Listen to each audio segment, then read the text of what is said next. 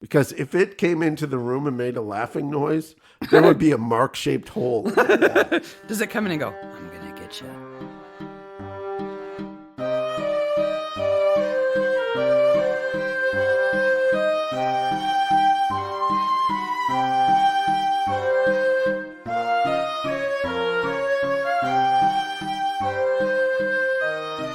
Hey, Maniacs. Hey, Maniacs. Oh, I'm so excited this week. Midsomer Maniacs is a recap podcast dedicated to the ITV series Midsomer Murders. Each week we dig into an episode of the show, including the murders, the mayhem, the loonies, and everything else we love. I'm Mark. I'm excited, Sarah. And if your children can handle being disemboweled on a bloodstone, They can handle the podcast. they can handle the podcast. Okay, we're getting this out of the way right up front. We got some guests. They're super cool. There's two of them. They're going to be on in a little while. And I'm excited. Okay, so we're going to do our maniac business here. We're going to cover our maniac part of the episode, but they have special knowledge. Special areas of expertise Yes. related to this episode Yep. that we'll be drawing upon and having lots of fun with. Yep. But first, we're going to take care of our typical maniac business regarding the episode that we're talking about this week, which is season 14, episode 5, Sleeper Under the Hill. 86, filmed in 2011 and broadcast in September 2011 on the 21st. 5.83 million views. Directed by Nick Laughland, the Land of Laughter, Laughland. and written by David Lawrence. And we're in Midsummer Mow. Apparently they got a lot of grass to mow or I don't know. Anyway, we've never been to Midsummer Mow before. Nope. So this is a druid circle where they find a body, they blame the druids, they blame the poachers, and it's none of those people. Nor is it the Eleanor who they call Super Bitch. Yes. It's not Super Bitch either. Yeah, like the Eleanor part and the fencing part has less to do with this episode than Anything cicadas. else. Oh, man. Speaking of cicadas, just as an aside, we are in Indiana where Brood 17 has emerged. I don't remember the last time this happened. And if you don't live in the Midwest, you've never experienced this weirdness. Everybody's talking about, oh, it's going to be awful. It's like, it'll do hearing damage. It's so bad. And I'm like, nah. Well, in the last couple of days, they have started to emerge. It sounds like a constant car alarm around our house. It does. It's I'm amazed our great. mics aren't picking it up. No, well, I checked before. Yeah. But, Like we've got soundproofing up to prevent it. And wow. but there's another room of the house where I do audio stuff, and I can't use my microphone during the day. They're big, nasty bugs with big red eyes. Yep. And they're so dumb. Yes. They are. They'll just climb your leg while you're standing outside. Luckily, they don't live very long and they don't bite or anything, but wow. And a psychotic policeman. Psychotic. Okay, so you're pulling me back and talking about the episode. Mainly. The most upsetting point of this episode, even more upsetting than the rotary dial phones, which I noticed and like, of course, but even more upsetting is the fact that he kills the dog. Yeah. It's so upsetting. It is. You feel bad for Jago. Now, that dog is out of control and is about to attack somebody. But Psycho Cop overreacts. This is why some people should not have guns. Yes. As soon as he gets one in his hand, he's like, shooting everything. shoot a dog, shoot a farmer. Luckily, he's only got 2 bullets. Otherwise, who knows who else would have died. But- anyway, we should go through this in a little bit of order. Okay. Right? Okay. A little We bit of need- order. With the order. Okay. So, yes, the very beginning of the episode, there is a body on the stone in the middle of a stone circle called Crow Call Circle. There are crows. The person who's been killed is Alex Preston. He's been hit over the head and then disemboweled on the stone. Yes. And we get our brand new coroner, Kate. So the thing I love about Kate is Kate does not succumb to the trope of, boy, a lot of people die in weird ways around here. She just is like, she's been briefed. Yep. It's going to be strange in Midsummer, and there's going to be weird stuff. And she's just like, okay. I like her immediately. Yes. She's like one of those people that, like, when you make a new friend and they immediately get all the jokes and have similar jokes, and you're just like, you're one of us. Yeah. She's one of us immediately. Absolutely.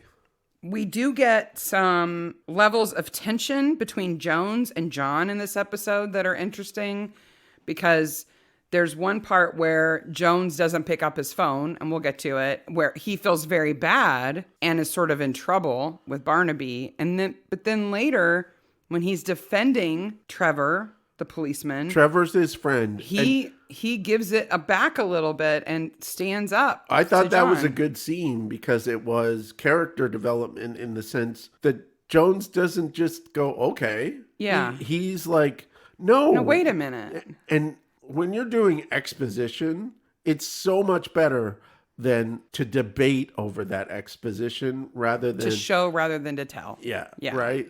If you just do that exposition with no debate, the reader is the person doing the debate. But Jones and Barnaby take the place of the viewer here in that argument. Well, it could be this, it could be that, it could be this. Yeah. Like, that makes it interesting. And then there's that damning piece of evidence of the blood. Right. The New Dawn Druids are framed for this murder because one of their symbols on a piece of jewelry is found at the scene. It's called an Awen. I got to tell you, I like their robes. They're nice robes. They are nice. She has one in her living room, Yeah. amongst other things that we'll get Letitia. to. We'll talk about Letitia's living room. Yeah. But they're very nice robes. But I don't like they lie on the ground. They're going to get stains on those robes. They should be green if they're going to do that. Yes. But they're white. They're like an ivory color. Yes. So the Awen it's 3 beams of light coming down from 3 dots. It's an actual symbol in Welsh and Cornish and Breton. Awen is the word for inspiration, like more for poetic inspiration, but it's the light of inspiration. It's sort of the equivalent of a muse, a symbol for like the muses. Yeah, and it's kind of like drawing a sun with rays off of it. Yeah. Yeah. So they're framed, right? Because there's been a murder and it's on the bloodstone, so it must be a sacrifice. You know, those druids are always up to something. Yes. They, of course, immediately go, no. We don't do that stuff. That's not the point of what we do. I love that they break into the farmer's farm. Yeah. And Jones falls on his butt and Barnaby basically laughs at him. Because they're looking for Alex Preston's wife, Eleanor, because they need to tell her that he's dead. And, of course, she's going to be an immediate suspect. There's blood on a broken window at the house. There is blood everywhere in that bedroom. There's blood That's 3 before they feet get on in. the wall. But you know what? I don't know why. I don't know either. Because in the recreation of the crime, he bashes him on the head with a hammer and then drags him out there to the stone and guts him there. No, apparently he bashed him a whole bunch of times. He must have pulverized the back of his head. Again. Why? this I don't know. Cop is psychotic. Yeah. He's psychotic. And we'll get to why we say that. But yeah, so Jones is supposed to break down the door and instead he flies right through it because it's already open. And when they ask Trevor, Sergeant Trevor Gibson, I just call him Trevor, Sergeant Trevor about it, he goes, yeah, it was probably those druids wearing sheets and talking gibberish. Yep. He just throws them right under the tractor. Boom, boom. All 4 wheels right over. So the druids are represented by Letitia Clifford is her name, and Ezra Canning. Yeah, and Ezra's a regular farmer. Yep. Who is a druid. He's got a ton of junk. He does have a ton of junk. What is up with farmers and all that junk? I've known lots of farmers that had junk like that. I mean, I realize you've got machinery that breaks down and stuff, but you'd think scrap metal people would be around there to say, hey, you want to get rid of that? No, I had barns full of it. There's when I was a hardly any kid. room for him to move his tractor around. Yeah, when I was a kid, there was barns at our house that had it. Well, of course, he's ready for them. He's like, yeah, everybody blames the druids, but we didn't do it, and we're tired of you blaming us for it. Letitia's a bit more nuanced about it. Well, she has a fancy sitting apparatus. Her whole house is interesting. Yes. But she and John sit and drink some tea. Yes. It's nettle and, what does she say it is? Nettle and hartshorn. tea. Now, they drink in the same glasses that Poirot uses to drink his... Yes. The glass mugs with the silver bases. They're beautiful. Yeah. But the chair they sit on is interesting. It's like an S-shaped chair. And you may have seen these in period dramas because they go back all the way to like prior to the Victorian era. And the whole idea of these chairs, they're called conversation chairs. Yes. Or love seats. This is where the term love seat comes from, is these chairs. I didn't know that. The whole idea is that two people can sit very near each other and have a close conversation. Now, one's facing one way, but they're facing opposite directions, and there's an arm in between them. Yes. So there's a limited amount of hanky-panky that can happen because of the way the chair is made. Yes. Right? So they're called conversation chairs or courting benches. Yes. But they are also, is another version called a chaperone chair, where there is a third seat. Oh. Where the chaperone would sit in the third seat with his or her back to them, but would be able to hear everything they say.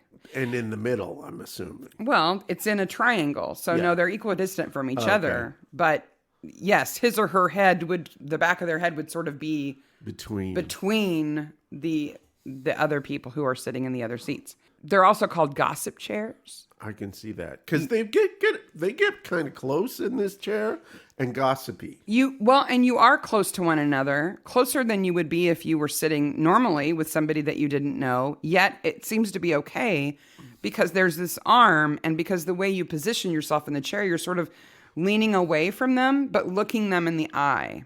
Yeah. But two interesting things about conversation chairs. One, Napoleon loved them. Okay. Well, he loved the chaperone version. Okay. Because he thought they were specifically useful for intercepting gossip and information. Okay. So when his government offices were in the Louvre, he distributed chaperone chairs throughout. Oh. They were everywhere. Yes. And encouraged his ministers to sit in the third seat and overhear anything they could, even if it was two other ministers talking and giving away things they shouldn't. My. So that's interesting. The other thing is that when we get to the end of this and we see Singer's, underground lair full of art. Yes. One of the things we see is a telephone with a lobster on it. Yes. And that's Salvador an actual, Dali. It's a recreation of an actual piece of art by Salvador Dali. Well, Salvador Dali also designed a conversation chair. Now, was it a surrealist? No, it's a real piece of furniture. It's pink velvet. Oh, it's beautiful. And along the S shape of the arm is this gold arm that ends with a hand on each end. Oh. So if you were sitting in it and you had your arm up on the arm of the chair and your hand kind of at the end of it, you would be holding hands with the chair. I love it. I love everything. It's beautiful. I love everything, Dolly. He's fantastic. Yeah. But that's the conversation chair. So that's about Letitia's sofa. But there's something else in Letitia's living room that we see in this scene and we see later in the scene when her body is found that we, dear listener, need your help with. So she has a number of interesting pieces of art. Yes. First of all, there are Mexican paper squares. Mm-hmm, those little They're flags. Usually Day of the Dead things. Yeah. There's also a painting of a bunch of people in a forest around a bonfire. Mm-hmm. That's actually a beautiful painting. Mm-hmm. But then there's a weird one. Yes, it's about the same height as the bottom of the upstairs railing. So when you see the Sacco team upstairs dusting and stuff, if your line of sight follows the bottom of that upper floor over to the wall to the left, there's a painting on the wall. And we'll put this in the show notes because we'll put a picture of it. It looks like a person in a skeleton suit. Yes. Leaning over the prone body of a nurse or maybe a princess. She has a wand. And there's a big jack-o'-lantern. Yeah. It's a crazy picture, and I want to know more about it. I definitely want to know more about this picture. I really like it, but I don't know what it is. I searched forever to find this picture, and now my Google search is broken because I have skeleton assaulting nurse prone jack-o'-lantern folk art painting Midsomer. Nope. So if you recognize that painting or if you recognize the style and you think you might know who the artist is, drop us a line because I'd love to know more about it. It's in the show notes. Letitia tells Barnaby all about ley lines. Yes. Because she and Ezra are interested in understanding the position of Crow Call Circle in relation to ley lines that they say cross over in this area that make it kind of an area of power. Which are related to these 3 other churches. The location of churches. I don't understand that. Why the position of churches would be important considering they're built wherever the money is. But anyway, ley lines have kind of a different connotation now in terms of like earth energies and, supernatural kind of things. Yeah. But initially, when Alfred Watkins came up with the concept of ley lines, that's not at all what he was talking As about. Craddock Singer tells you. Yeah. His rough voice. What he was talking about was that if you took a map and you put all of these ancient Neolithic sites on it, you could draw pretty much straight lines between them because the people who built those places would have traveled between them in the shortest line possible. Yeah, which makes sense. But it also, he was an antiquarian and an amateur archaeologist and a photographer. He used pinhole cameras in all kinds of crazy ways. He's a very interesting guy, Alfred Watkins. But the reason why he thought they were important was that they would help us identify unknown Neolithic sites. That makes sense too. Because if you track these lines, you would see, oh, well, that line would lead to that place, but there's a long span in between it. Perhaps there's another site along there that would be important. Time team needs to get in the helicopter. Time team totally needs to get in a helicopter. Absolutely. But what I found most interesting about his ley line theory was that not just anything would count as potentially being part of a ley line. Okay. So he had this list of sites, of kinds of sites, like stone circles, barrows, standing stones, roundhouses, that kind of thing. And he had a scoring system for them. So things could be worth from 1/4 of a point up to a point. And if you could draw a straight line between sites that added up to more than 5 points, that could be considered a ley line. Oh, that's fantastic. It's very interesting. Yeah. So there are like low value ley lines that connect a bunch of kind of low value places. Yeah.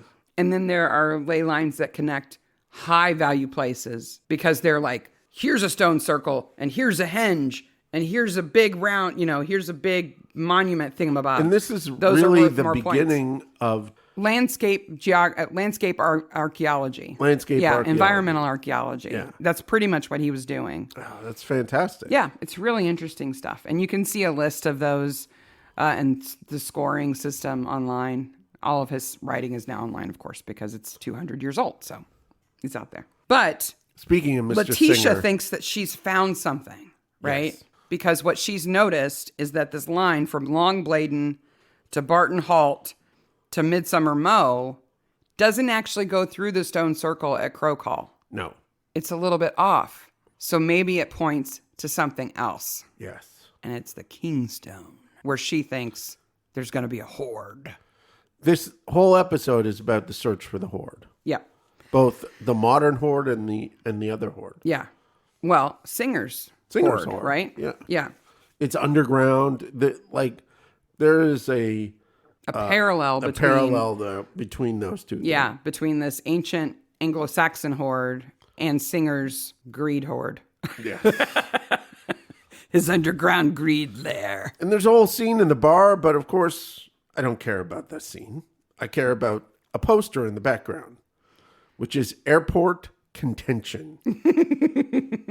It's a promotional poster, though, right? Which is a real band. The real band that appears later in the episode. Yeah, a real world band. We will put videos of them in the show notes. Yeah, they're playing there in Breakspear's pub. Yep. And that's who's playing when Jones doesn't hear his phone ring. And Breakspear Brewery is a real brewery. But they still have Costin Ale beer mats on the tables. They do. And on the taps. I did notice that. And well. Budweiser. Yes. There's a lot of Budweiser. That's the first time I've noticed Budweiser in a Midsomer. Absolutely. So who calls Barnaby and tells him to go out to the circle because somebody's out there messing around? Well, Psychotic Cop. So you think it's Trevor? Yes. Okay, so Trevor calls John in the middle of the night. Yes. John rushes out there. He's trying to call Jones. Jones isn't answering. Yes. He sees who he thinks is Jago. Jago, because Jago's a poacher. Yep. He puts a disemboweled rabbit on the bloodstone in the middle of the circle. For what reason? To point the finger at Jago. Yeah, it's really Trevor. Yeah. Right? Yep. So Trevor calls and says, hey, somebody's out at the circle, and it's me. Yes. And I'm going to put a rabbit up there and then run away. Well, there's two things in that scene. One, Barnaby's using technology to find out about the world of druids, including their discussion forums and druidic values. That's all on the website. But, druids are used as a scapegoat in this episode, and it's unfortunate because those people have some nice robes. They get murdered, they get framed, and they don't hurt anybody. They didn't do anything wrong. They didn't do anything wrong. All they wanted was access to a historical site. Yep. And you know what? I think if they had just talked to Alex Preston, he probably would have said, I need to keep my field safe, but I'm not going to go anywhere near those stones, and I'll put a gate in. Yep. If you don't trample my crops, you can go out there. When I went on my strange vision quest in Cornwall on a bank holiday weekend, which is a wrong thing to do, every time I found one of those rocks, those stone circles or stone things, the farmers always came out to talk to me. Yeah. They were always more than welcoming. And probably had a gift shop. But I have a bigger problem. Mm-hmm. I have a problem with our school system. Okay. Because in Canada and in the United States, there is no sixth form archaeology class. No, I know. Where was that class when I was in high school? I didn't get to do an archaeological dig because, wow, did I want to be an archaeologist until I was in my senior year of high school. And that was only because between my junior and senior year, I went away to a college nearby for an archaeology camp. And it was me and a bunch of other nerds getting really sunburned. It certainly wasn't a class. We didn't get to find some Celtic brooch clip worth $5 million. It certainly wasn't a class. We found evidence of some Native American fire. Like, we found charcoal, and we were like, yay, charcoal, woo! I didn't know about Time Team then, but if I had, I would have been like, Tony Robinson, I found charcoal. I found evidence of burns. So, and Jones is at the gig. It seems weird to people, but the gig, the people playing the music are right beside the people standing watching them. There's no stage. There's no separation. They're just like off in a corner. I've played gigs like that, and they are really tough. But I guess you get used to it, you get right? used to it. You can't move around very much. There's a lady listening to them who's really close. Yeah, she is. Like, she's maybe a foot in front of the singer. Yeah. And that's a big band, too. They got, 5? They got a drummer, a fiddle player, 2 guitarists, and a bassist. Yeah. So 6. It's busy. Yeah. Midsomer needs to invest in some new flashlights because the flashlights they have are for crap. Oh, gosh. It's like a pen light. Yeah. So Singer is, Caradoc Singer is the local historian, and he claims to be the authority that they can go to. And they do use him as a resource until they start to suspect him. Yeah. But he's feeding them what he wants them to know. Yep. And he says that circle is a burial site. Yes. Right? Which is rare. Like, Stonehenge has burials at it, but it's nowhere near the Stonehenge part. No, they're around the outside edge. And it's more about, this is an important place and this was an important person. Yeah. It's not, this is what we do here. This is what this place is built for. Yeah. Right? That's not the purpose of the site. Barrows are more for barrows. for Barrows are they're big hills where you bury people. Yeah. But he says that it's near this Battle of Hallows Beck. Yes. Where the Anglo-Saxons fought the Norsemen. But it didn't happen. Okay. There is no Battle of Hallows Beck, as far as I can find. Everybody in this episode knows about it, though. Yeah, like it's just a thing. Like it's a Battle of Hastings thing. But, so they act like it's Anglo-Saxons versus Vikings. And that's who the battle was between. But then they talk about, like, the end of the pagan religion because of this battle. Yeah. There's all sorts of weird stuff. As if Norsemen were the pagans Yeah. And that was the end of it. But in reality... And wasn't it the Romans that got rid of the Druids, not Anglo-Saxons? And the Norsemen sort of had their own sort of druid kind of people, maybe a little bit. Maybe. But the thing is that there was no definitive battle in this place. No. At that time. With that name. The closest thing that they might be referencing is this battle of, I'm going to say it wrong because it's Welsh, but the name for the battle is Winwed. Okay. Which was in 655, where the last of the Mercian kings fought the last of the Anglo-Saxon kings. And basically, that was the end of Anglo-Saxon paganism in Britain. Okay. And this relates, of course, to Sutton Hoo, too. Right. But the Norsemen were not involved, as far as I can tell. There were no Vikings there. But the sword pommel that they show is a Viking sword pommel. Yeah. Like, clearly. But, who knows? I don't know. This episode has a lot of, we were talking about this earlier, it has a lot of weird reality, like where the universe of Midsomer pulls in stuff from the real world. Like the Budweiser cans, like the band that's real. Yeah, but then there are other things that are from the Midsomer universe, like this battle that never happened. I have a question, Sarah. Yes. It's a deep burning question inside of me. Okay. Why have we not talked about fencing yet? Because it doesn't matter? The fencing cheating spouse will Eleanor does not need to be there. The whole thing can go away. There's only 2 reasons for fencing to be in this episode. 1, we get to see John Barnaby fence. We do. And it's actually him. Yeah. I watched real close. Oh, I watched close. Because I wanted to see. Yeah, his face is hidden behind the mask. He must have fenced. He probably did it in community theater or some stage thing where he had to learn how to do it. And he does a pretty good job, as far as I can tell, as a non-fencer. And the other reason why fencing is in this episode is just to drive home, if you didn't already know, that Eleanor is a snob. Yes. But do they have fencing at country clubs in England? I don't know. I've never been to a country club, certainly not the Coston Country Club. I think it's completely possible. It's possible, but they don't have it here, that's for sure. They have it on campus. There's a fencing club at the university. There's a fencing club at university now, I understand that. Yeah. But so then you graduate, and then where do you go to fence? The Y? There? No. You go to the country club. Yeah, there's no fencing in our country club. Not that we're members or anything. We're not members of a country club. They wouldn't have us. Are you kidding? The other thing that's interesting about the fencing scene, as with all the bar scenes, so there's lots of mirrors. Mm-hmm.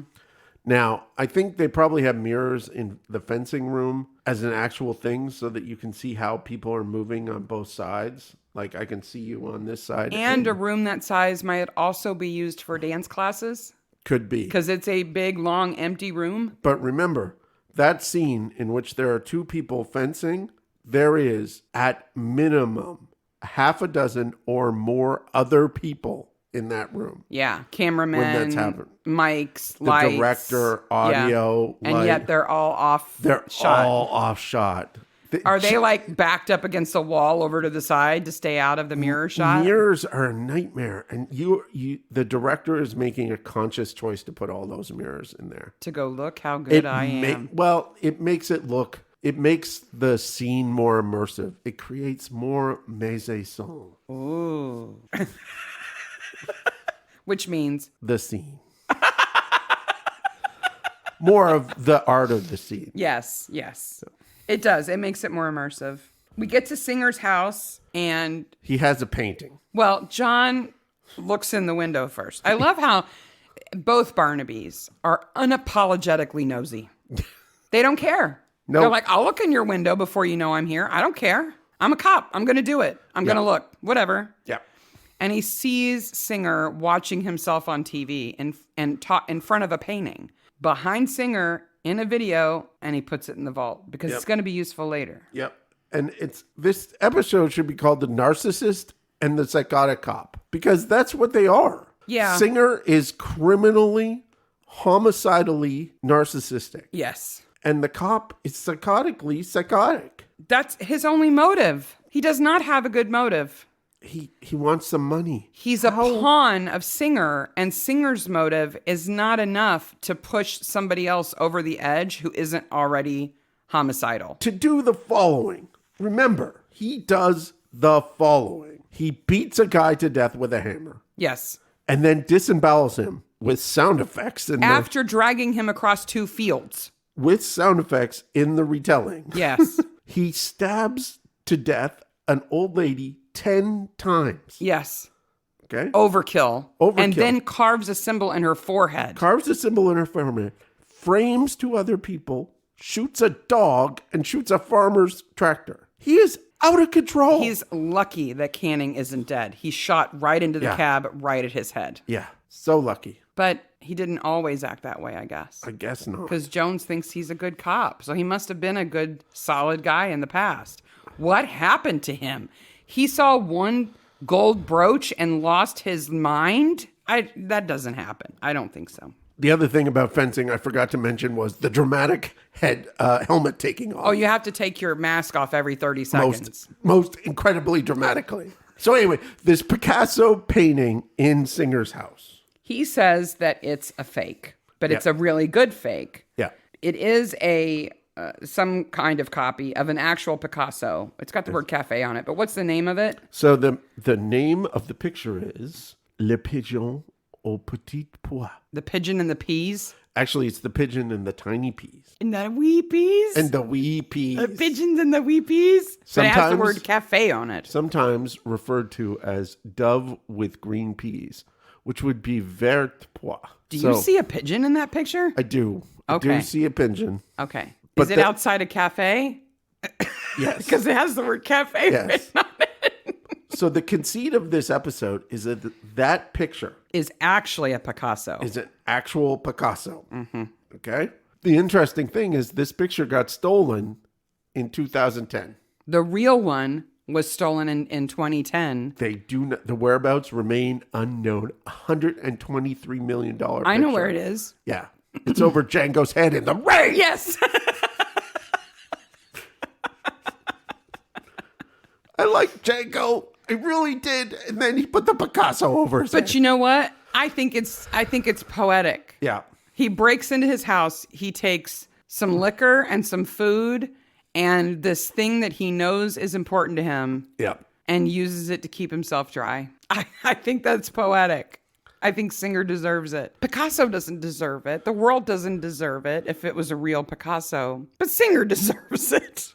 Yep. So Trev frames everybody, kills Letitia, frames Ezra, he killed the farmer, then he kills Letitia, and then he freaks out. Then he's like, oh, maybe I should leave. I gotta get out of here. What? They know about the ley lines. They're on to me. Like they know that it's not the circle, that there's something else. Yeah, because Barnaby totally gives it away. He does. Intentionally. But Trevor's a bad liar. Oh, Trevor is a bad person. I mean, I know that small town cops know everything, right? If you're good and you're a constable in a little village, you should know everything. Keep it to yourself. Yeah. But know everything. Barnaby walks up to him and he's like, oh yeah, I saw Eleanor in Coston last night. I just happened to see her car. I know it's a completely common car. It's not like an unusual car, but I saw it. And I saw Ezra driving on the road about a half an hour later. So I must be really fast. And I'm everywhere all the time. So I saw that. And, wait a minute. He's just... And like Barnaby before they even know who the body is, he's like, that's Alex Preston. I bet you the Druids killed him because he was going to plow this field and they don't like it. And Barnaby calls him out right away because when he says that Ezra was on the road, he goes, where's that road lead to? And he goes, Crocall Farm. Does it lead anywhere else? No. Then why were you on the road? Yeah. Yeah. Maybe because you just killed somebody? But then there's the problem of his motive, which is he's suddenly greedy as soon as he has a chance for money. Why? He has a house that is probably paid for by the cops. And it's nice. He has a complete police station with house attached that is just his. Plus, police toys. We'll get to that. Creepy police toys. And a woman who cleans the police station. Pad. Patty? Patty. I want to know how he gets around. Yeah, he doesn't have a vehicle. Well, he does have a vehicle. But it's a police vehicle. Yeah. So people would say the police guy was over there doing that police thing. People dying in broad daylight, or like when Singer kills Trevor in broad daylight, like that's supposedly in the middle of the village. Yeah. I can sort of understand how that happens because the police station is kind of built like a compound. Like there's an inner courtyard. There's mega big fence around it. But Singer would have been covered with blood and water. Well, no, he just whacked him on the head, and he didn't pulverize his head like Trevor did Alex. But I'll give Trevor Letitia because she lives in the village, so he could probably creep over there in his black outfit, and kill her, and he wouldn't have to drive. But Crow Call is outside town. Yeah. So he would have to drive his police vehicle unless he's like riding his bike or something. I don't know. And there's another part where I meant to bring this up where Barnaby says, I'll meet you there at the farm. And he's at the farm. Yeah. You're already there. So the whole Eleanor Aiden plot, we've already said it's unnecessary. Yes. She's a red herring. Yeah. Because she is a greedy, nasty person. And it's almost... And she does have a motive. It's almost to the level of the writer being mean to a woman. Just because, we could get back at this woman because she's... Like, it seemed oddly specific and personal. If Alex Preston had not been married, it would not impact the plot. No. If Eleanor... had been nice, it would not have impacted the plot. If Aiden had been nice. If Eleanor had been sorry that he was dead, but didn't feel that way about him anymore, but felt like... we've seen that wife You know character. what? I should have told him. We should have split up a long time ago. I'm really sorry he's dead. We've seen that character. Yep. She could have been that. But instead, she is super bitch. She's very nasty. She's mean to everybody. She dismisses Aiden as like a piece of trash, even though he clearly cares. She's unnecessarily nasty to people she doesn't need to be. And then we find out that he's written her out of his will. And there's this whole gotcha thing. And we're supposed to be like, yeah, see, you got it. So there. So people have died. Yeah. Like, who cares that some nasty bitchy woman doesn't inherit anything? Okay. Yeah. Anyhow, people as have been disemboweled. That's important. It's as unneeded as the Jago fungus eating scene. Well, I think in other episodes, characters like Jago, who kind of live off the land and are sort of outside of society, can be very valuable because they see everything and nobody pays any attention to them. Yeah. So I think when he's, eating the mushrooms and stuff, we're supposed to see this is a guy who can be everywhere and nowhere. Yeah. And has no motive to hurt anybody who's not trying to hurt him. He and the guy from the other episode who has the fox. Yes. Could be buddies. Who does the taxidermy. If they weren't. Yeah. Not the guy who does the taxidermy. The guy who says it's not a right thing. Oh, yes. Okay. When Superman tries to. Yes. Okay. To make out in the car with his friend's mom. If they weren't both loners, they could be buddies. Yeah. Right? So then everything gets forgotten as Trevor dies. We find Trevor's body, and everyone knows at that point it's Singer. Why does he put him in a water barrel? I don't know. Like, he could have He hits him one on the head. Why not just hit him a couple more times on the head, and then he would be dead? Well, I think he hits him once on the head, and that knocks over the scary police clown toy. Mm-hmm. And that scares Singer. Because he's not a killer. Into going insane and putting him in the water. It's not really my kind of thing, because I'm sophisticated. I'm not a killer. I don't usually bet. Well, I like to gamble occasionally. But I would easily pay the actor who played Singer $50 to lift that character who plays Trev from the house into the water barrel. Yes. I don't think he could do it. I'll give you 50, but I'll give you 100 pounds. Maybe head first. Maybe. If he put him in head first and held his feet. Maybe. Maybe. But 'Cause not just holding him He down. was semi-conscious. Yeah. You could have tipped him in, held his feet. He would have drowned. And then you could have kind of like bent his legs down a little bit. But he puts him in feet first, like loading a kid into a high chair. Yeah. And that's hard to do with a kid. Never mind a full-grown adult. So then Barnaby tells him that the time team, the local time team, Yes. Midsummer time team, are going to go out and find whatever's buried there. Mm-hmm. So he goes out in the middle of the night to discover the hoard. Singer is not good at hiding that either. Even though he's facing away from John when John says, oh yeah, the Midsummer Archaeological Society is going to come out and do a dig. He turns and he's like, and how soon are they coming? Because he's drooling. Yeah. And poor Ezra, who is legitimately upset when he hears about Letitia. Oh, he's so sad. He's heartbroken. His eyes get all Does teary. such good acting. That is such good acting. Ezra's out there probably coming to terms with Letitia's death. And Singer is just about to kill him. Like, he's like, get away from here. And he's ready to kill him. Ezra goes out there to do the ceremony that they were going to do. I think so. Yeah. As a way of grieving. Yeah. I'm surprised he doesn't have the other druids with him. Well, they all have alibis. And plus, they only appear lying down. Because Jones says he talked to the other druids and they were all kind people. Yeah. I would think they would all be equally upset. Yeah. And since there's nobody there to stop them from going to the circle, they would have all gone out and said, we're going to do this ceremony that was so important to us in Letitia's honor. Letitia is a loony with loony art, but she's a nice lady. She's not hurting anybody. Nope. Nobody. Nope. She likes what she likes. She's into it, and it's not hurting anybody. Nope. So then, again, like... My notes say, Trevor's got a hoard in a cup. Because he does have a hoard in a cup in his living room. Yes. Then, like the episode with the bride, Barnaby takes him home to interrogate him. Now, they're aware that something is up in this house. They need him to tell them where the secret room is. Because they know now that he's got a secret room. Yes.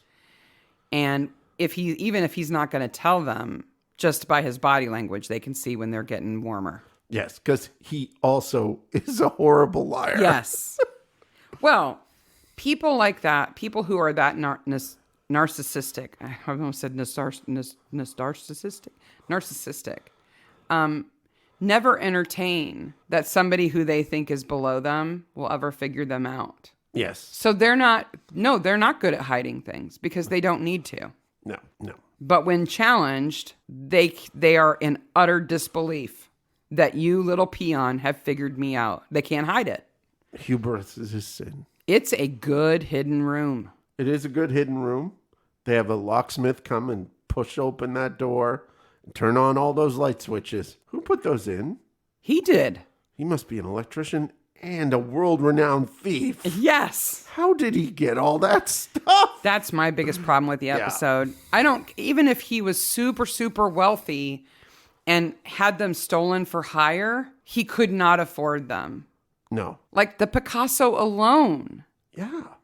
$123 million. That Dolly lobster phone that's millions of dollars too. Yeah. There is easily $500 million worth of artwork in that room. Yes. Even though that kiss is not the kiss. No, it's way too small. Yeah. It's not a Klimt. So is he like a retired world-renowned cat burglar? That would have been a more interesting storyline for them to put in than fencing and Eleanor. And Super Bitch. Yeah. Like, just talk about how this painting that is a fake was also stolen by the Creeper, too. Yeah. Yeah. The Pink Panther. Whatever. Yeah. If there had been some like, oh my gosh, not only did we solve these murders, we found the art thief that the world has been looking for. Dude, yes. Because at one point, Craddock says he owns those. Yeah. And if he does own those, He doesn't own them because he bought them fair and square. No. He owns them because he's in possession there's of no them. way he can own those fair and square. No. No. No. And plenty of people who would have been involved in their theft that would have ratted on him a long time ago. And then we have Miss Barnaby Time Team. That's not how archaeology works. No. It's not how Digs work. digs work. That's not how schools work. That's not how cops work. No. That's not how stealing works. You know what it is? It's Yeah. how Midsomer works. Yep. And that's why we love And it. it's fun and it's goofy and it's fun. What's the deal with Trevor's creepy clown cop? So that creepy clown cop is a toy that was made in the 80s. I'm going to put a video in the show notes of a person who purchased one at a Goodwill. It doesn't make the laughing noise. It's just a statue? No, it moves. It has wheels on its bottom. Oh my gosh, that's worse. And its hair goes out and in, and its hat goes up and down. Why does its hair go out and in? Because like the hat goes up and down and the hair goes. Did they make it in other clowns in other outfits? No. They're all police officers? It's a police officer. He has a radio. He has handcuffs. It's weird. I don't want one of those in our No. house. God, no. If it can move and it has handcuffs, I don't want it. It's a strange toy to give a child. But it doesn't giggle. No. It's just clockwork. No, it makes a noise, but it doesn't make a laughing noise. Okay. Because if it came into the room and made a laughing noise, there would be a mark-shaped hole in the wall. Does it come in and go, I'm going to get you. Oi, I'm going to get you. So that's the main part of the episode. And now let us introduce you to our guests. I'm so excited. Okay, folks, we are ready to reveal our guests now, which are the fantastic, they're literally setting the podcast world afire in England currently, which is the Lore Men. Yes, James Shakeshaft and Alistair Beckett King, welcome. Hello. to We Midsomer do Maniacs. we have two listeners in Syria, so it's not just England. I've Yes. seen the stats. Hey, we were have in the broad appeal. we've only just dropped out of the Hungarian top 200 There comedy you go. podcasts released on a Thursday. You're listening to some of the funniest people in Hungary who aren't in Hungary. I don't know. It's Hungaria, but I don't know if that's a different place to Hungary. Are we in the top 200 of a fictitious Tintin state that you just made up? I didn't make it up. We're top 10 in Moldova. I think we're probably in conclusion, the top hello. 10 for women over 65 who listen to podcasts. Mm-hmm. Oh, Yes. nice. So by being on our show, you will break into that demographic. And that is a key demographic for the folklore contingent. Definitely, That is who definitely. we're aiming at. Yeah, yeah. So I should say, for the benefit of the listener, I'm Alistair and he's James. Yes. I think we sound quite different, but if you do. don't know who we are, that's who we are. Yeah. I'm This from the voice north is of England. James's voice. Oh, That sorry. voice is James's voice. I have red hair and I'm from the north of England / half Scottish, and James is from the south of England, also known as Midsomer Murdersville. It's not Yes. known as that, but it's where all the Midsomer Murders happens. Yes. you're It's lucky where to be all- alive, James. all the places prefixed by the word midsummer are all around here. As I've seen, they have they run out of suffixes for midsummer? Because I've seen this one we're talking about today is in Midsummer Mo. Mhm. There's Midsummer Abbas. There's Midsummer Over Worthy. Abbas or something. Midsummer Worthy. Midsummer Worthy classic. Oh yeah. There's a And then ton there's of them. And then there's a the bunch of lower weird and towns like uppers. Badger's Drift. Badgers. They do. They though, do, don't don't they? they? Oh, So this in is why we winter. do a podcast, James. We both did the exact same joke at the same time. Yes, but that's There's the no thing, if- apostrophe. So it's badgers and little cars around the corners. Oh no, I thought if you got too many badgers, then they form drifts. Oh, Oh, Like You were sand going dunes? for the two badger, too furious vibe. I was thinking like veering to the left. That's what I Yeah, was yeah, thinking. yeah. Like just slightly wobbly badger. No, they're piled up round there. yeah, yeah. Just Oh, wait, drifts of through. badgers. And they get out of the pub and they get in their little cars and they drift over the bridge in town. So, Yeah. On two wheels. They're a free spirit. You just Stop can't trying to- contain the badgers. Yeah, stop trying to contain a badger. Stop trying to peg a badger down. Don't do it. Yeah. So, Sleeper Under the Hill. Yes. What, Who was the sleeper under the hill? King Arthur, maybe? It's always it all King of Arthur, us? isn't it? I think it's all of us. I think it was the friends we made along the way. Yes. Or that rabbit. The guy who's dead at first is clearly on top of the hill. Mhm. Yeah. Oh, and no, that's- wait. The treasure. It must be the sleeper under the hill. Oh, I was going to say, Horde. guys, that's not sleeping. That's being dead. Yes. Gutted. Mm, pecked at my Absolutely gutted, toes. mate. Yeah. Gutted for you. The sound effects in the recreation are fantastic there. And I do want to tell you that we've been over this whole episode already previously, so we are spoiler A-okay. You know could that it's been spoil a out little bit for of it for me because first of all, I'm in a tricky position because I want to come in and say out of the gate that I completely guessed who the killer was, but on the other hand, can't really remember why he did it because I'm a bit confused. That's because he has a really lame motive. His motive is that he was tricked into doing it by a bigger boy, I think. Yes. And so it's Gibson, Sergeant Gibson, appears on screen, and my girlfriend who I was watching it with immediately, he has one line which is like, "Oh, well, I'm investigating," and she said he did it, and I was already pointing at the screen as if to say he did it.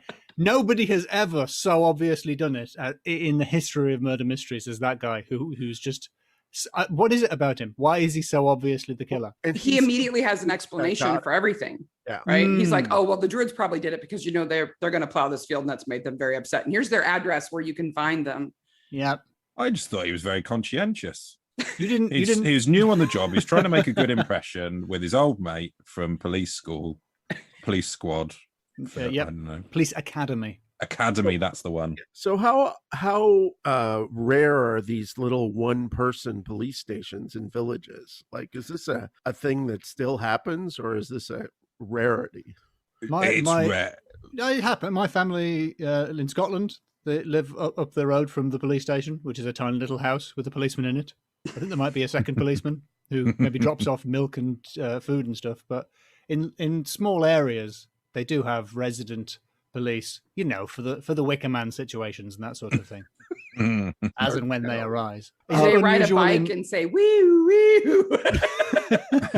I mean, yeah, if there were money for a bike, yes, that's probably what would happen. Yeah, if there's money for a puncture repair kit. Noisy pedestrians is what they are for the most part. Well, this guy definitely has problems with motive because he has a house that the cops provide. He has a cleaning lady who he basically shushes out of there. And he has that fantastic cop clown toy that falls at the end while he's getting murdered. And like, did you guys notice that creepy thing? No, I didn't. Is it they're like a dramatic close-up of it because we can't see him being killed in. Actually, it's the most common type of death in southern England. Drowned in a barrel. In a water butt, yes. Yeah, so we shouldn't joke about that because it's happening day in, day out down our way. Yeah. We like big butts and we cannot swim. And how often do people get like druid symbols carved into their foreheads? Is that common? Bi-weekly basis. Yeah, every other day, basically. If the druid head carver's in town, it's rude not to. But having said that, I think he was obviously the killer. He wasn't the mastermind, and I can't remember why he did it after watching it. The mastermind was the guy with a really unappealing knockoff of this is how ignorant I am. The art guy has a Picasso, and I said, that's a terrible painting. It's got the word cafe written on it. That's the kind of thing you would hang in a coffee shop. It's awful. Not realizing that the entire decor of coffee shops is based on that painting by Picasso. But it is also a not very nice looking knockoff of the real Picasso, which is in the show supposed to be, I think, the real painting. I think it's meant to be the real one. Jago uses an umbrella. I know, that's the real tragedy. Forget the murders. But if you're going to use a painting that you want to sell as an umbrella, hold it the other way up. Yeah. Don't hold it painting side out. Because also, Jago's not the smartest one. Jago doesn't even know how to have a window. No, he doesn't. He knows the right mushrooms, and he knows how to sit in the forest and look at things. But that's about it. Oh, and he's also got 2 barrels or 2 choices, depending on how you want to look at it. Did Gibson shoot his dog? Yeah. I hated that bit. Unnecessary. That's really if you hadn't twigged that it was him by then, or before he tried to shoot the druid to stop him driving a tractor, which is not that. I don't have any police training, but I think that's non-standard, especially since it's a slow-moving vehicle. When you shoot the tire, anything with a shotgun that you just found. Yeah, I mean, obviously, we should explain. We're British, so the police as standard don't carry guns. So it isn't them just wildly shooting off into the middle of nowhere. That doesn't happen as often here. So to us, that sticks out as a weird thing. Sergeant Gibson gets a gun and he just can't help himself. He has to shoot it. Yeah, I guess like his police shootings in America are to like druid forehead carvings in England. I guess it's like that kind of a situation. To butt drownings. to butt drownings. I really liked Gibson's explanation when he rocked up at the field to shoot at that druid. He was like, I'm just cruising the lanes looking for Jago. Sounds like such a euphemism. Oh, yeah, sorry. I'm cruising the lanes looking for Jago. Luckily, I left one up the spout. Yeah. He has 2 bullets and he just has to use them. The poor dog. And then, I mean, Ezra is just driving his tractor. Now, granted, he's trying to run Jones down with his sprayer contraption or whatever. It's a landbound version of that scene from North by Northwest. Yes, where the crops, but a little bit easier to evade than run like sideways. Yeah, go sideways. Version. Like they were doing it, but like the Wright brothers just before they worked out how to do it. Yeah, a pre-flight edition of that scene. What was Ezra's reason? Why was he trying to run? I didn't understand why he was trying to run over Jones. I don't know either. And then he has an actually really great scene where he's told about his friend dying and he shows them real emotion. And I thought his performance was really good in that scene. Not to be overly complimentary about the show, but I thought goes outside. He elevated that scene. Yeah. Jones goes outside and is like, oh, that was some good acting. Yeah, it was. Yeah. I did that. That is one of the lines that always appears in these sorts of shows, and it is so never accurate. You know, the guy's like, I didn't kill my wife. And then they go to one side behind the one-way mirror, and then they say he's either the best actor in the world or he's innocent. It's like there is no way on this show's budget that he's the best actor in the world. But on this occasion, he actually did a pretty great job, I thought. Yeah, and I think Canning's motive is just like, why are the cops always after us druids? We never did anything wrong. You know, like here they are again, gonna bug me. Yeah, you sacrifice one human, and they're on your case all the time. Mm-hmm. But that's the thing. The druids in this episode are really nice people who are concerned about a structure that they want to preserve and ley lines. I know, yeah, to be fair, they have a great point. I mean, the ley lines thing, not so much, but you shouldn't plow over a monument. No. You shouldn't plow over an unrealistic prehistoric monument. Yeah, that was very thin stones to still be standing. Their phone budget was small, I think. Not the toughest druids. They got very, very small stones and they propped them up. He was clearly driven insane by his fencing wife. Yeah, the fencing subplot. I'm not a fan of fencing as a sport. There's just a general air of poshness that surrounds it that I don't approve of. Would that be something that actually showed up in a country club? No, that bit where it sort of panned across like some people doing some exercise, some people returning from tennis club into a room where people were playing fencing, the sword type, not building a fence, which is more my type of countryside. I don't know. I don't think that exists. We figured the whole subplot with the dead guy's wife with Eleanor was just an opportunity to shame or embarrass a posh lady, a kind of a bitchy posh lady. I think Jones calls her super bitch. Yeah, he really relished telling her that she was written out that will at the end. That didn't seem like the appropriate time or place to announce that. I sort of would have thought you don't do that sort of thing in public. Just shout, "You're not in the will anymore." While she's getting ready to whack her ex-lover with a cane. Yeah. It's not the time to tell her. there's no real reason for it either. Like it doesn't affect the plot or anything. It's none of your business, James. Now, am I right in thinking that I'm going to call him New Barnaby 2? That's okay. This is like he's fairly new. So are he and Jones both new at this point? Have they just arrived? Jones isn't new. Or Jones has been there for Barnaby a while. Barnaby 2 is new. Right. Because Barnaby 2 Electric Boogaloo. Yes. Yeah, The Secret of the Ooze. Mm-hmm. There probably is a river called the Ooze somewhere in. There is the Ooze. It's in the southwest. Yeah. There you go. The That would be River perfect. Ooze. They could do that. They could do the boogaloo on the ooze.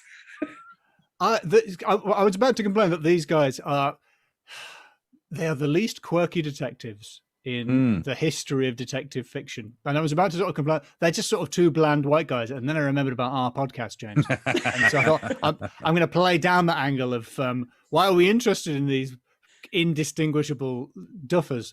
But at the start, I was thinking, like, I was hoping this one, like, one of them's got a yo-yo or just a quirk, just something. Like, I think the whole episode would have been better if Jones had been trying to learn the yo-yo throughout as a little humorous subplot. They don't bother with quirk. Every other detective's got a quirk, and Neil Dudgeon's quirk is that he is a professional police officer who tries to solve crimes. That's it. He can fence. Can he? We learn, sort of. He can fence handle well. a sword a little, yeah. He can get backed into a corner. He overestimates his effectively. fencing ability. That is true. Yeah, he can brag about fencing. I thought for a bit his dog was called Sexy. I thought that was a quirk, but it's not. It's Sykesy. It's like, right. I mean, you're really stretching the word quirk there. It's Sorry, you called your dog what? What? He does mention Sexy. that men do yoga, and he does do yoga in a future episode. Men do yoga. Oh, so his character arc is learning to do yoga. Is that everyone else has got a drinking problem or like PTSD from the war, or like his thing is not that flexible, just trying to get into a downward dog. Not very bendy with my sexy dog. Not his sexy dog, obviously, a completely different. That was an unintentional slur on John Barnaby. Yeah, he's no Columbo, you know. If you took one of those quirky, like Norwegian noir detectives and put them in Midsomer, I don't think they would know what to do with themselves. Is this now time to say that I actually do live in Midsomer Land? Yeah, so what's that like? Are there Midsomer tours that go past your house and stuff? I haven't ever seen them, but there's a picture of Barnaby 2 Electric Boogaloo holding the Guide to Midsomer Land map, and I think you can do tours with him around and with about. The actor, with the actor Neil Dudgeon. Yeah, Dudge. The Dudge Meister. The Dudgester. Yeah. Dudge Master General. N. Dudge. Yes. That's a stretch. That's good, though. It's a good stretch. Like men can do yoga. I mean, I just imagine that there are like, old family houses and churches and stuff, and they just tour them and go, this is where somebody got bludgeoned with a croquet mallet, and here's where somebody got forked to death, and here's the hotel where somebody died in a dryer. Yeah, and there's that dog Barnaby tried to have sex with. There's that dog that Barnaby thinks is sexy. Once you've seen the dog, though, it's really understandable. It's a sexy dog.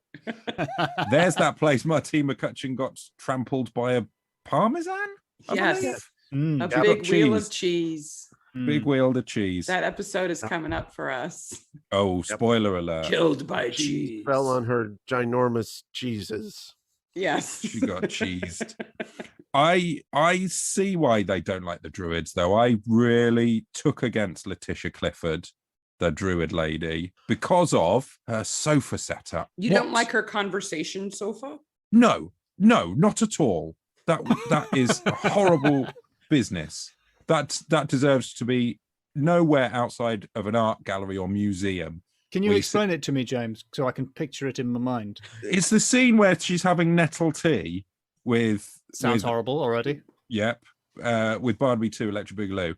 And they're basically sat next to each other, but facing in opposite directions. It's like she got it from IKEA and she put it up and got drunk halfway through, and then just like, I'm going with this, actually. But like facing the opposite directions, like they've been, like when you're tied to a chair, if you're kidnapped and you're back to back.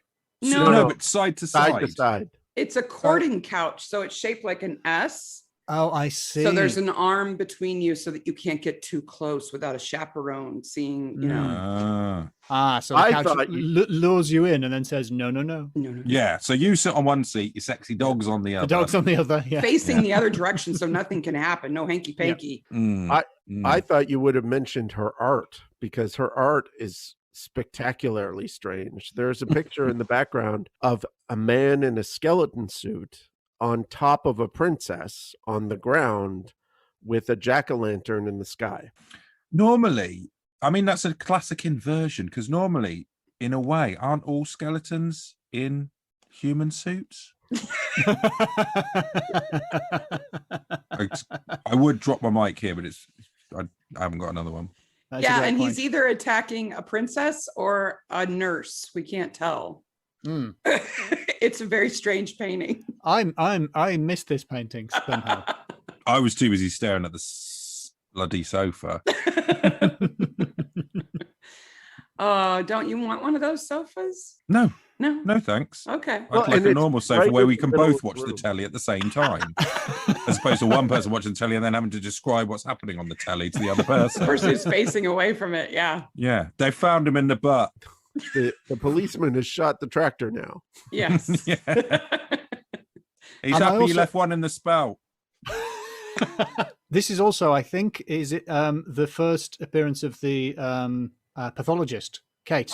Is Yeah. that her? Because it seemed like she'd just appeared, and now she's got a quirk. Her quirk is she's a bit sarcastic, which is not a Yes. huge quirk.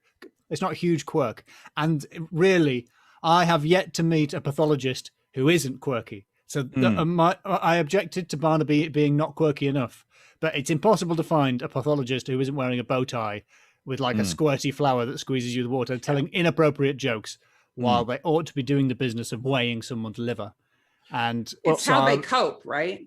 I guess it's how they cope. And they've clearly prepped her, because this amount of murder in 3 days in your little village would probably cause a stir or a disturbance. She's very unfazed throughout. Yeah, she's like, oh, this That's guy like was her thing. gutted. Is pathologist the British name or is that the American name? What's that job called in America? We would call him a pathologist or a coroner. Quincy. One or the other. Coroner. That's what I was thinking of. Yeah. Quincy. Yeah, We call him a just Quincy. That's A just Quincy. that's the It's name like now. Hoover. It's the brand names become Yeah, it's synonymous. Kleenex for coroner. Yeah. Quincy. Mm. Yeah, she's the new Quincy, and she fits right in immediately. We do find out later that she's very, very messy. So that's her quirk. A Oh, second that's- quirk. Yeah, she's got two. Quirk. She's Yeah. sarcastic. She got and she's two a slob. quirks. How can she have two quirks when Barnaby doesn't have a single quirk Well, for 20 series? They give them all to one character. Yeah. Well, Jones- old Barnaby, original Barnaby 1, not Electric Boogaloo, Yeah. had a wife who didn't know how to cook. That is not exactly No, she was a quirk. very bad cook. Mm. Oh, quirky. That's that. I mean, not to say it's the wife's responsibility to be good at cooking, but you need to be good at cooking. One needs to be good at cooking in the countryside because there aren't very many takeaway options, and there's no Deliveroo. And certainly with the telephones that were on display there, they did not have smartphone technology. Oh, there's a lot of rotary telephones in this episode for sure. There's sort of two ways of, when you're watching these old series, there's two ways of telling when it is. And mobile phones are one of them. And the other is if it was shot on film or not, because all of these series look absolutely fantastic until about 2007, 2006, 2007. And then they all switched to digital video, which wasn't good enough yet. And I think we're post switch here, Well, it's although like it comes out looking okay. I think it's not as charming as it was in Nettle's era. Well, that, and you can look at the computer equipment in the cop shop. Oh yeah, the size of the monitor. Yes. is the other good indicator. They end up with these giant CRT monitors that take up like 2 desks for one monitor. They're just massive. And actually, in their office, Barnaby and Jones, they've got a sort of courting couch setup where they both face opposite walls. Yeah, which is it speaks of a poor working relationship, I think. But there's no desk between them, so they can turn and be There's within no kissing chaperone. distance. That's true. There's no chaperone. Jones committed the quirky sin of going to see a band at a pub. So Yes. Yeah. Yes. I enjoyed the folky band. the folky band's the real band. That is a good. real band, and there are posters for the real band in the pub. They have a weird name. What's the name of the band? Train Contention. Airport Contention. Airport Contention. Are they a Fairport Convention knockoff? I would have to think they would be. They must They have a bearded guitar player. So I'm glad you worked that out, James, because I was like, that sounds vaguely familiar. But Wait a minute. cannot There's a put my band finger called on why. Airport Convention? Fairport Convention. Oh, okay. That makes a lot more sense. Yeah. Yeah. Yes, the founder members live in a town near here. Of Some Airport founder Contention. members of Fairport Convention. Sorry, I'm so confused. Yeah. I mean, you're basically in a Barnaby situation here, aren't you? Like they're basically indistinguishable, but one of them is a lot better. But really, how far is anybody from anybody there? Yeah. Not far enough. Come on, James. It's small, isn't it? Oh, it's small, but then there's stuff in between, and it just takes a long time to get around different places. Isn't that because the roads are wiggly? They're very wiggly. I don't know why they wiggle, but They have to do. go around all the stone circles.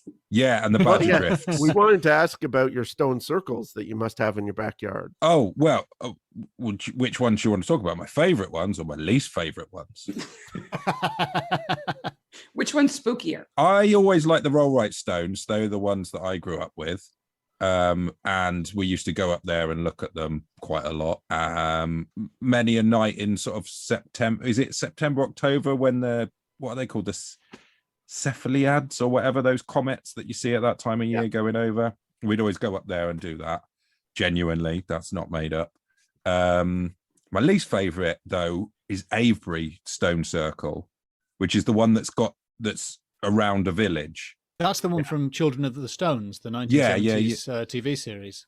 Yes, it's got, I think there's 2 churches within the stone circle. One of them's like pretty much in the middle, and there's no legends about it. And it's a bit like, what's going on there? Come on. Yeah, you're Just more make suspicious. something up. Yeah. Are you saying that they built the stones themselves, or are you saying that they're just keeping quiet about the true purpose of the stones? I think they're keeping quiet. Yeah, no, I don't think they put them up themselves to be some sort of tourist trap, because they were actually quite literally a trap. They moved one reasonably recently, and there was like, oh, there's a body under there. What? Yeah. Really? An old body from of the time, not like not a recent one that was inserted. It was more that when they moved them or when they put them up, someone got caught under. Oh, it wasn't just like, it's the butcher. I was speaking to him this morning. How'd he get under there? He's I'm fairly mysterious. sure there's Call a the time most team boring about man. Avery. I think they did a time team dig there and didn't find anything. They must have. Yeah, exactly. So it's got no history. Too quiet. That's suspicious, isn't it? It's too quiet. Like, but that means that Tony Robinson is in on this too.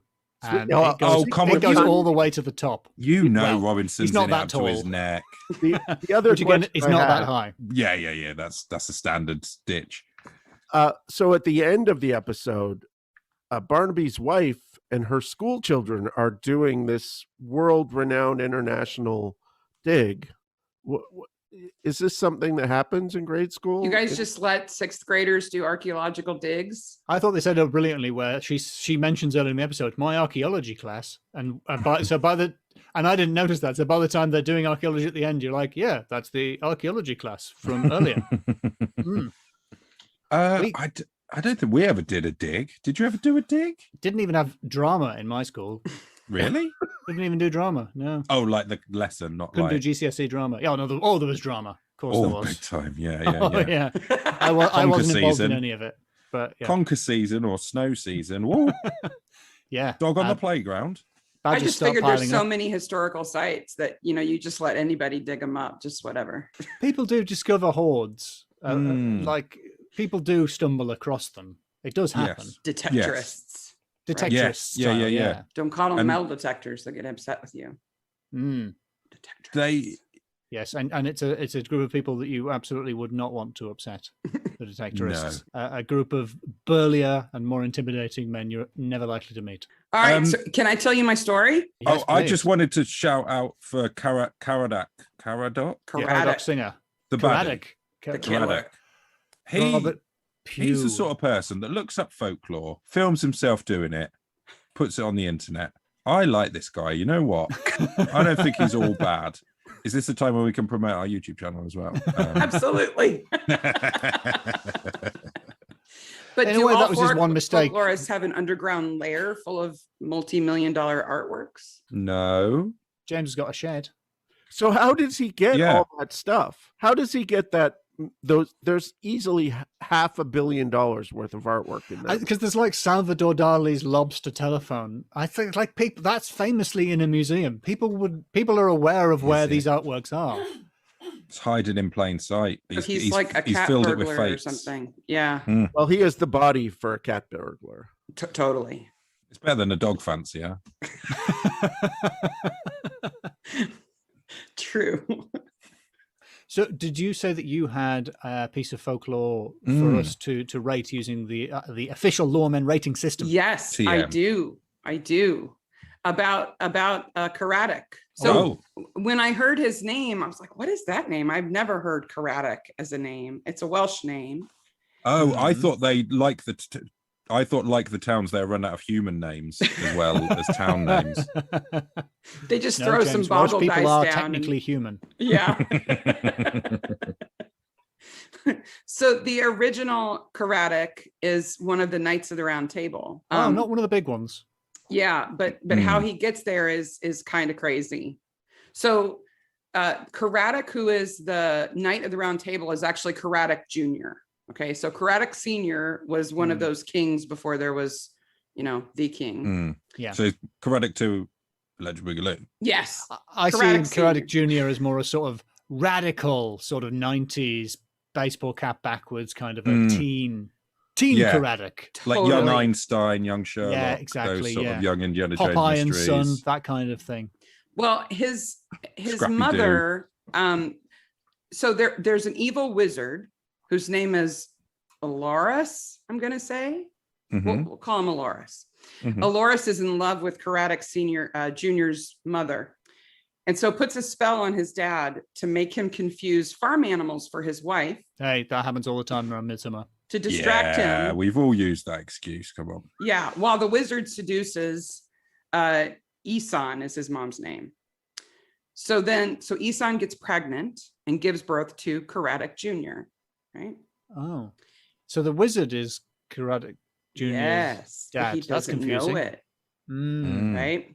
So when Karatic Jr. is older and is a knight, the stranger shows up at the court and says, "I challenge you all to a beheading contest." What? I know. He says, "You behead me, and if I survive, I'll come back in a year and I get to behead you." Nobody wants to take this deal. Go ahead. I was going to say, sorry, this is also the plot of Sir Gawain and the Green Knight. The same thing happens in that. Yes. But, not to imply that Karatic ripped it off his much more famous friend. It's more likely the other way around, that Gawain went, "Oh, you know that thing that happened to you with the beheading? Yeah, well, the famous beheading story. Yeah, it's mine. Yeah. It's going to go. He stole it off of me. Yeah. Yeah. But in my one, the guy is green, so I think people will remember that more. Well, this one is an evil wizard in disguise. So, but I think I'm guessing. I see now why no one took him up on the bet, because they were all aware of the tale of Sir Gawain and the Green Knight. Yeah. Well, so Karatic Jr., though, he takes him up on it and he cuts his head off, right? Oh, Karatic Jr. But the wizard just puts it right back on and says, "I'll be back in a year." Right? When he comes back in a year, Karatic Jr. is like, "Fine, take my head off. I've been expecting it." But the stranger, who is the wizard, just hits him on the back of the neck with the flat of the sword and says, "I need to talk to you." So he takes him over to the side and he says, "Surprise, it's me, the evil wizard. Oh, and I'm your dad." This is classic bad dad behavior. Yeah, absolutely. Learn to talk to your sons' dads. You don't have to challenge them to a beheading contest, disappear for a year, come back, whack him on the back of the head with the flat side of the sword, and then spring a revelation on them. Well, not only does he says, "I'm your dad," but he's like, "Oh, and I tricked your dad into having sex with farm animals. That's how I became your dad." A necessary part of the plan. No, he could have just got. There are so many other things he could have been roller skating. There are so many things he could have done. So many other things he could have tricked him into having sex with. I guess it's the thing. Something that will take the length of time it takes to have sex, but there are other things that take that amount of time. Yes, So Craddock Jr. is not impressed. He's upset with all of this, right?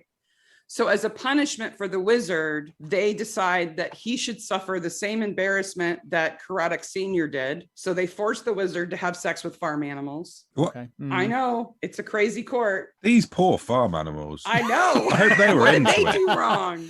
Hopefully not the same farm animals.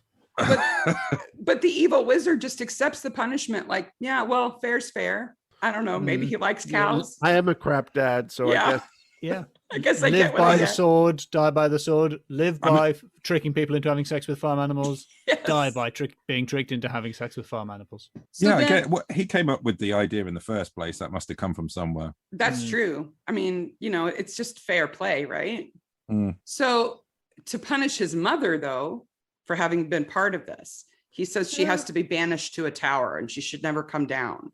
And they think that's going to keep the evil wizard away from her. But in reality, the evil wizard can get into the tower whenever he wants. And they make so much noise up there that the neighbors complain. What kind of a tower has neighbors? Yeah. No. What's the does he point of get being a up? princess in a tower if you've got people next door? Yeah. Well, I suppose they've got to let out the other layers of the tower. Oh, yeah. Come on, you yeah. can't have a whole tower just for one That's princess true. at the top. Somebody You gotta living below with a sublet. broom. Shut up there. Yeah. How is he getting up there? Is it because is he having sex with a hawk and then sort of popping off at the right height? He's magic, James. Yes. I don't know. So his mom is upset because even though her wizard boyfriend can still visit her, she's still stuck in the tower and she wants to get back at Craddock Jr. So she says, Craddock, come up to my room. I need your help. And when he gets there, her hair is all messed up. And she says, I need my comb. Will you get it? And it's in that closet. So Craddock goes over to the closet. And when he goes to get the comb, a snake jumps out and wraps itself around his arm and won't let go. because giant snakes are common in England. Yeah. And jumping is something snakes are renowned for. I just couldn't believe that she couldn't get it for herself. Like Well, there's a snake in there. she has to call for her kid for across the castle. You're like, come get my comb. I know I could reach it, but you couldn't. Corrado! Yeah, exactly. My I can't reach the comb! remote. Ah. So the snake latches onto him and it won't let go. And his arm starts to shrivel up, right? So his best friend and his best friend's sister decide that they're going to find a solution to get the snake off of Craddock's arm.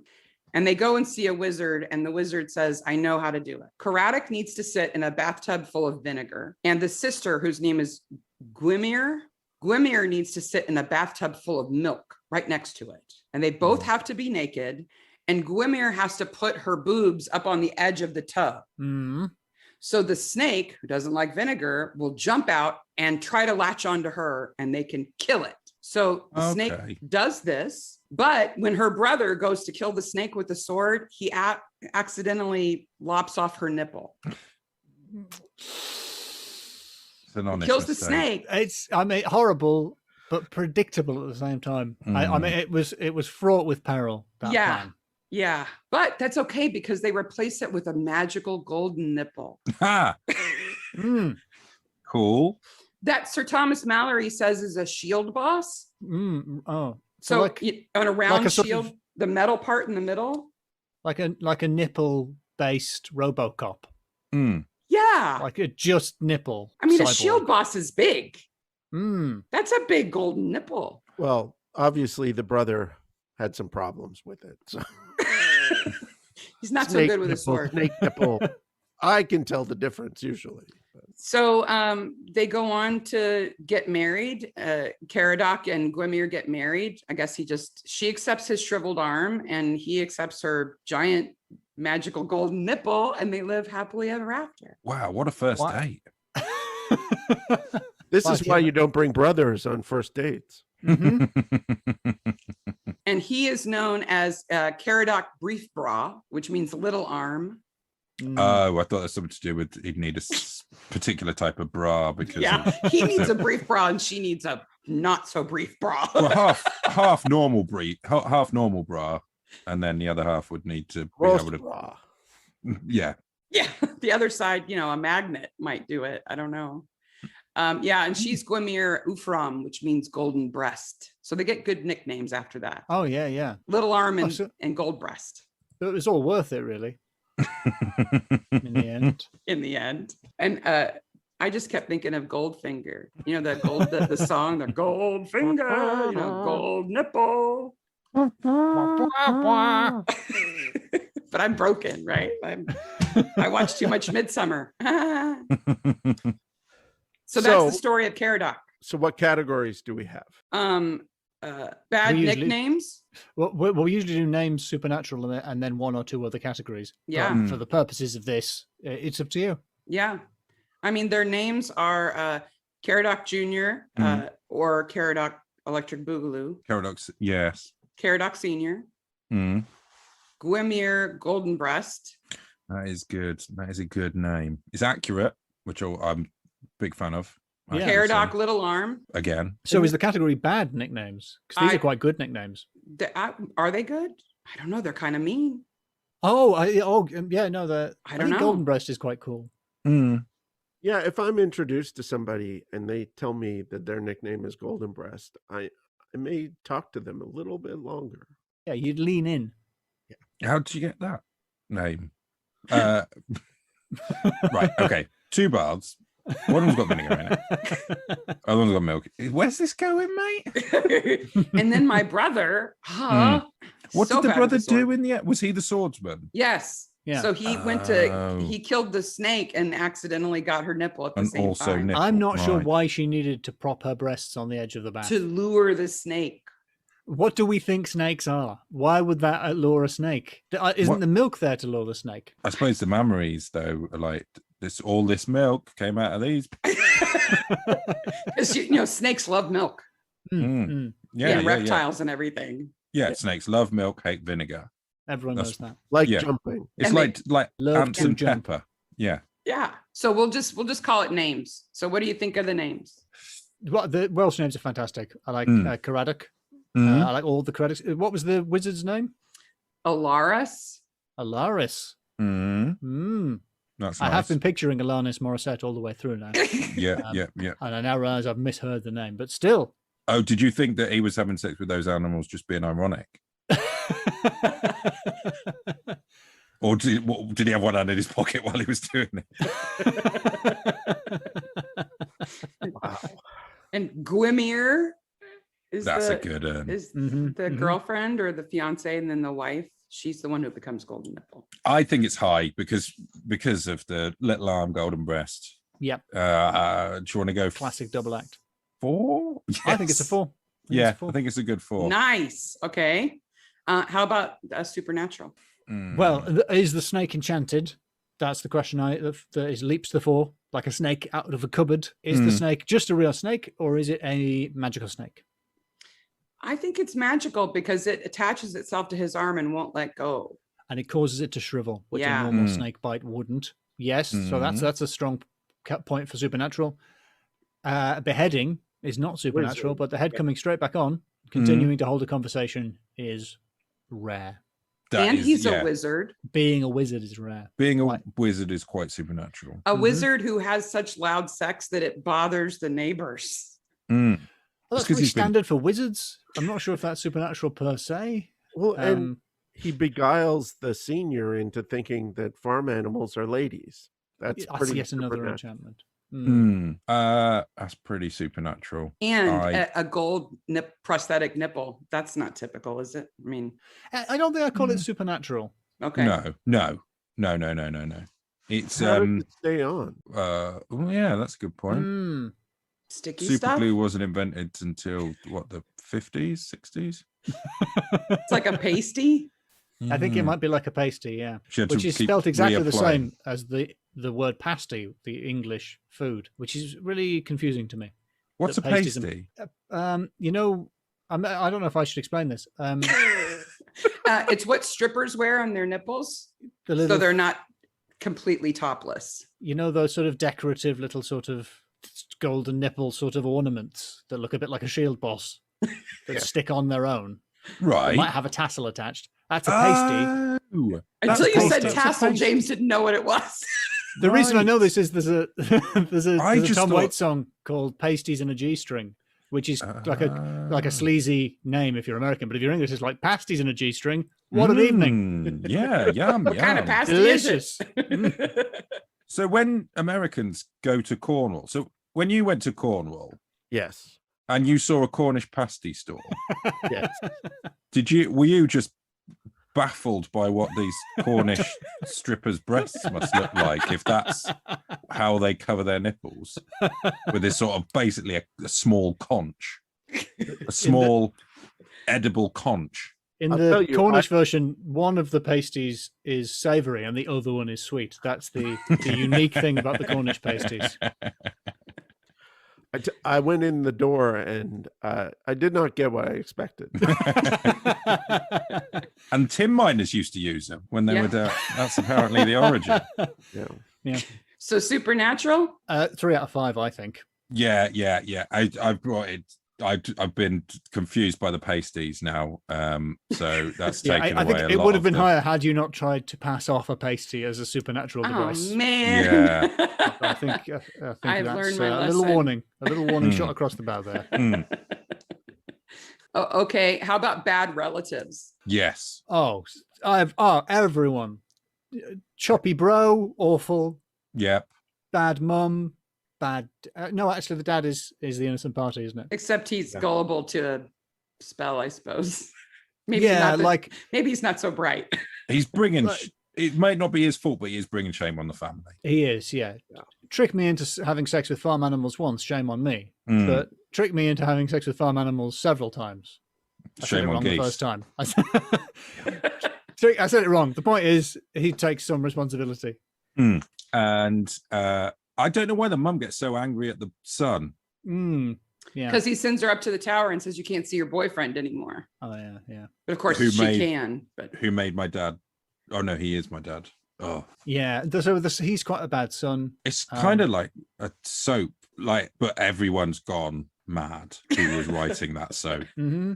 It's like the last episode of Biker Grove, but that is too niche a reference for even a Midsomer Maniacs.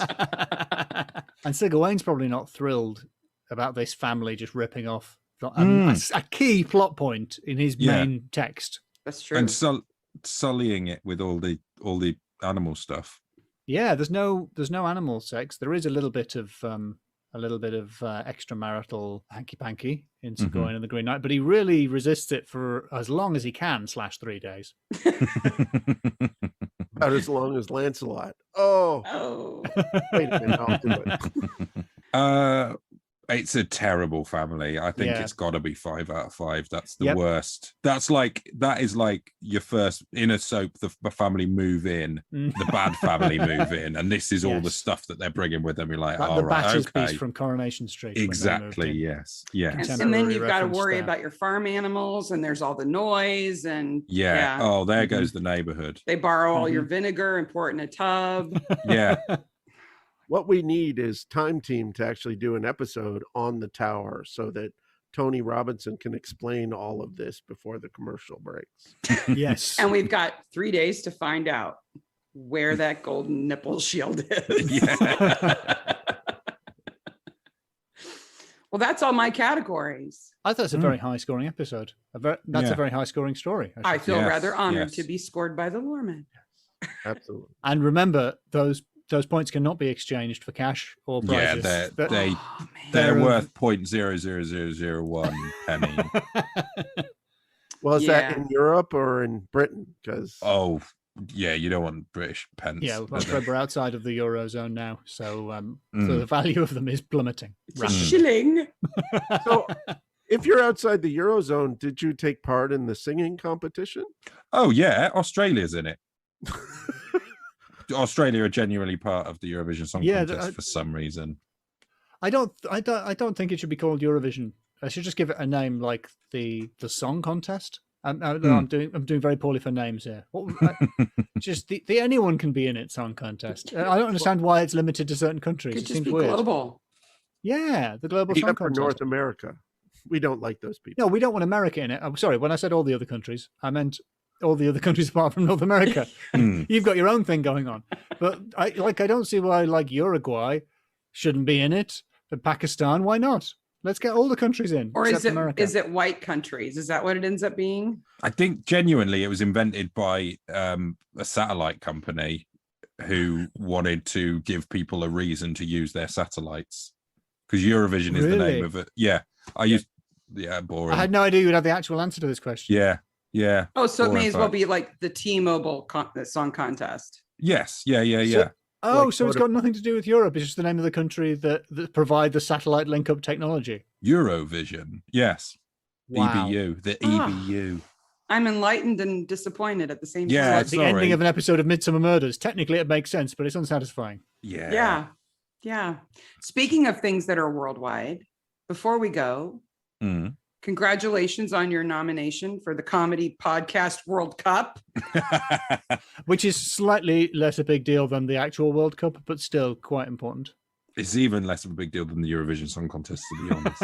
I No, think it's a Eurovision big deal. Podcast Contest. We're on to something. Hey. What else do you guys have going on? Anything else that you want to plug or mention besides your fantastic podcast, Lore Men, your awesome YouTube channel? Well, what's happening there, James? What have you got in the works?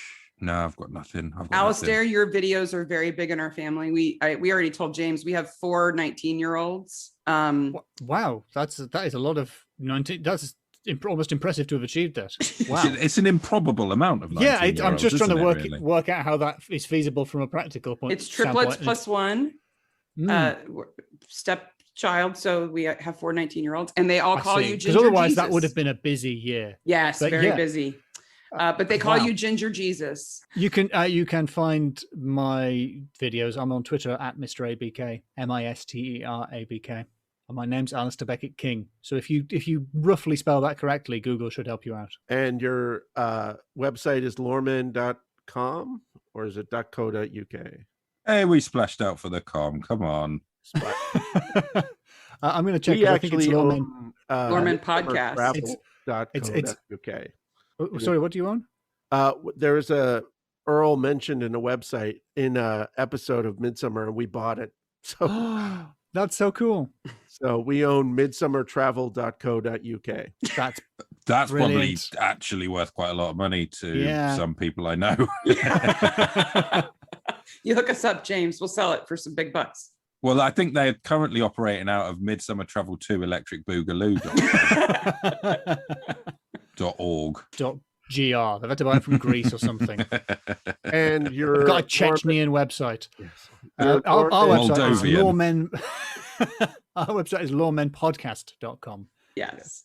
And Twitter, you're Loremen. Nobody knows how to spell. Your listeners might be American, so it's LOREMEN. That's the word we've been saying all along. It's a pun in our accents. We're not law men. We're lore not law men. Man. Lore man. Lore man. Lore. Like Aaron Mankey, but with men. Not that I know. Not to imply that he isn't a man. No. That wasn't my intention. We understood. All right. Thank you very much. All of our episodes end with me awkwardly meandering off. So we did the same thing, and then he includes it as an outtake. So thank you so much. It's been so much fun. Absolutely. You guys are obviously busy and fantastic, and we absolutely thank you for taking the time. Oh, no worries. Thanks for having us. Thank you very much for the invitation. We guarantee the 65 and up ladies will be right onto the Loremen podcast. Excellent.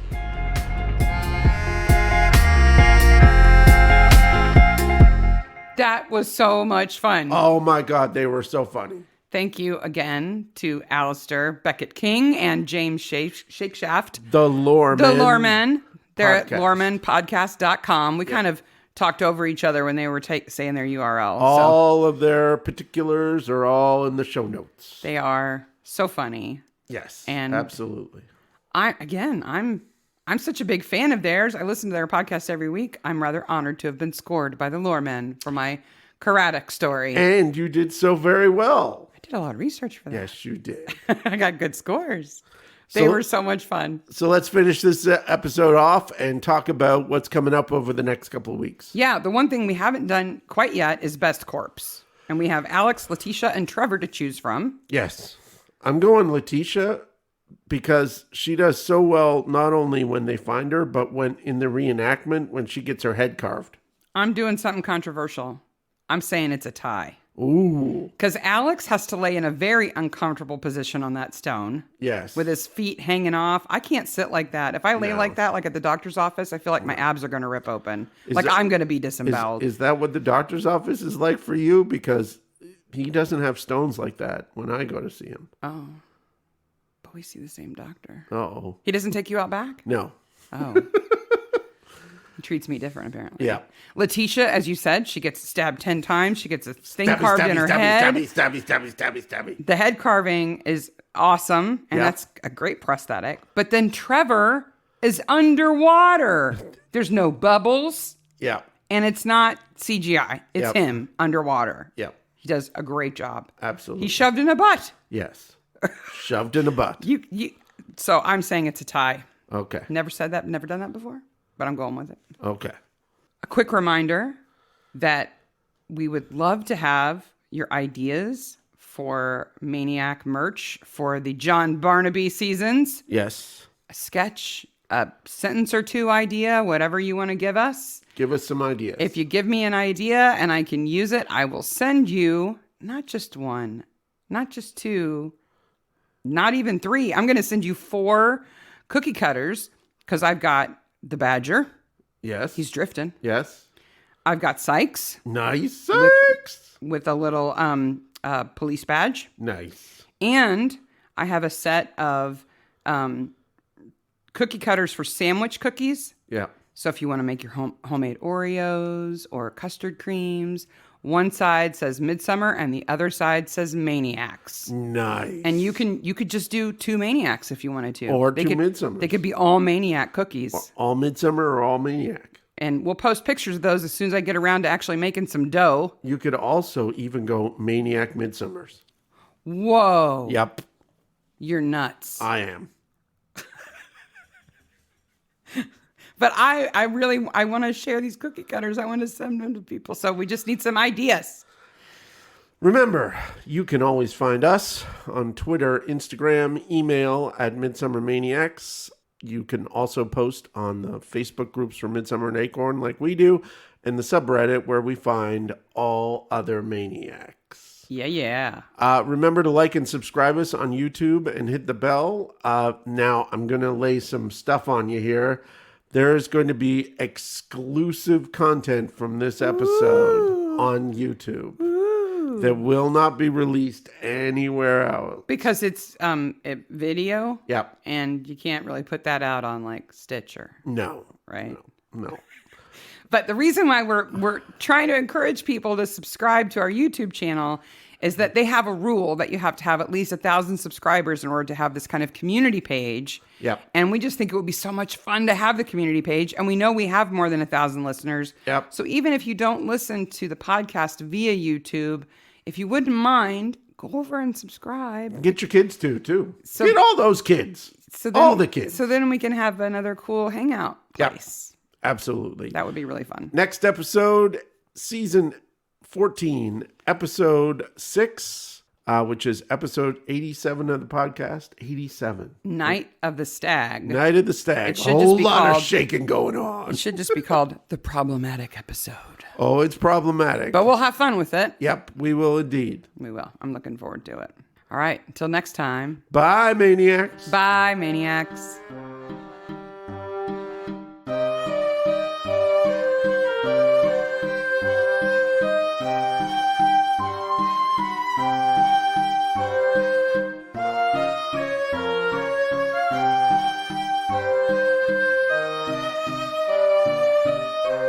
I hope that is a country from Carnival Tintin and not a real country. Versus I think you've blistering added barnacles. Which one is it? you've added a vowel to a real place, Right. but I don't know. What is the name of the state that fires the rocket to the moon in Tintin? No one knows. I don't know. Oh, That that's place a good one. in Tintin. I Yeah. fictitious Eastern European state.